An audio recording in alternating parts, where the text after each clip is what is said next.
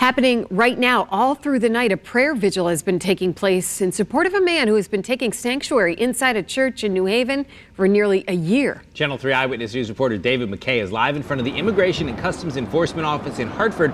That's where supporters continue to gather, right, David?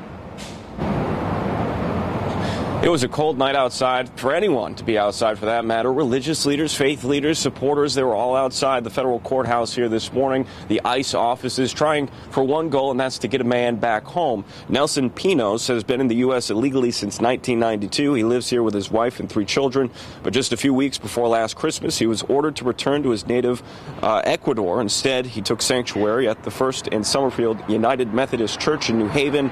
He's been there for 320 days. I'm joined right now by the senior pastor. She knows him well. She spent quite a few days with him since then. Why are you guys out here tonight? I mean, it's kind of self-explanatory because you've been with him for this past year, but for someone that doesn't know Mr. Pinos, what's he like?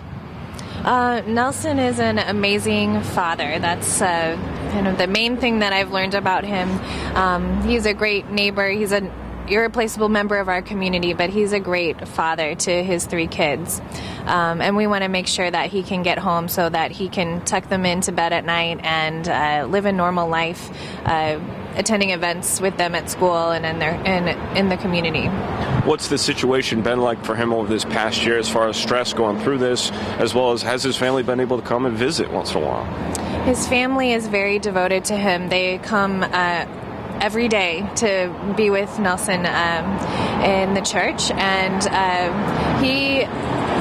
I can definitely tell you that when we talk about how he's doing, his face, he usually has this really warm smile, but it definitely droops when I can see him thinking about the possibility of him having to leave his precious children and the harm that him being away from them has already caused them. Now, you guys have been out here all night, but what is the point? What's the message you're trying to get across today for anyone at home? So yesterday, Nelson's legal team filed with ICE a stay of removal. So this is a direct ask of ICE to use their discretion, which they have, to just allow Nelson to leave the church and go home. So we're out here all night trying to do everything that we can to show ICE and everybody in Connecticut that Nelson is really an irreplaceable member of our community, and that we want him to go home, that his children are worth spending the night outside, so that they can have their father at home living a normal life with them. Thanks, Ricky. Appreciate it. Thank you very much.